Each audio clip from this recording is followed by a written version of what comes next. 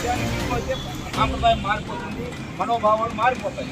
కనుక అట్టడుగున్న వాడు ఈ దేశంలో బాధపడకుండా ఉండడానికి ఈ రిపబ్లిక్ అనే పదాన్ని వాడాలి. నేను అన్నాను రిపబ్లిక్ అంటే ఏ మనిషి పైన ఇంకొక మనిషి స్వతంత్రం కాదు, ఎవరికి వాడే స్వతంత్రం. ఎవరికి వాడే స్వతంత్రమే. కనుక ఆ స్వతంత్రత ఉన్నదంటే లేదు, ఎక్కడో స్వతంత్రం లేదు.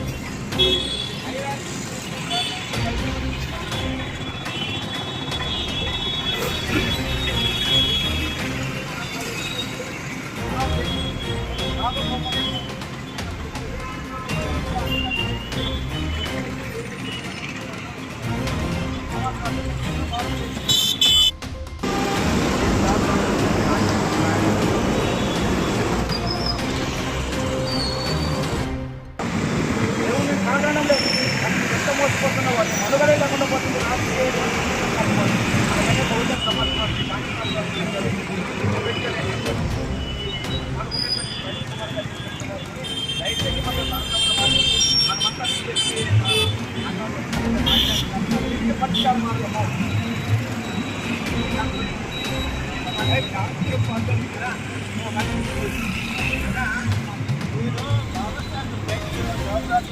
సమానత్వం అన్ని ఏ పార్టీలు వచ్చినా ప్రమాణ స్వీకారం చేసినప్పుడు same ditto to ditto words అవే వాడుతున్నారు.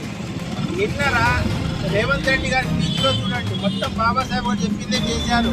వెనుక బాబాసాహెబ్ ఫోటో పెట్టారు, అన్నీ చెప్పారు. బాబాసాహెబ్ పాలిటిక్స్, సౌరాజ్యము, సాంఘిక అన్నీ చెప్తున్నారు.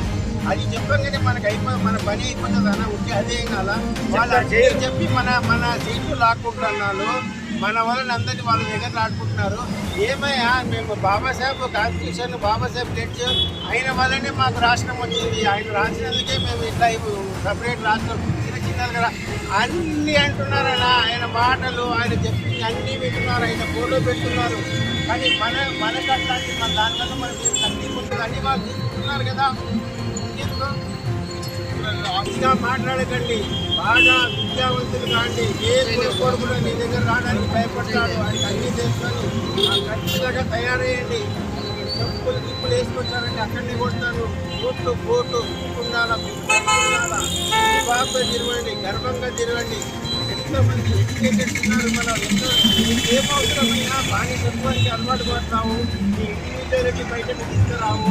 ఎంతసేపు వెనకనే పోతాను కానీ నేను నాయకుడిని అవుతాను, నేను ముందుకు పోతానని ఆలోచనే లేకపోయా. వాళ్ళకన్నా 100 రెట్లు అన్నింటిలో అధికమున్నావు. నువ్వు తీసుకోవడానికి ఇంకా ముందు అవుతున్నావు. ఎడ్యుకేటెడ్స్ కానీ వాళ్ళకి ఏం విద్య లేదు, వాళ్ళకి వాళ్ళు ఎంకపోయి వాళ్ళు మాట్లాడి తీసుకున్నావు.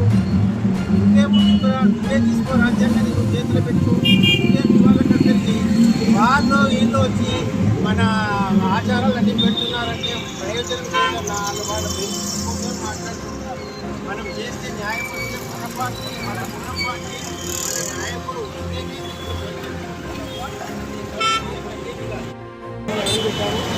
స్వాతంత్ర దినోత్సవ శుభాకాంక్షలు మన కొత్తలకు అన్న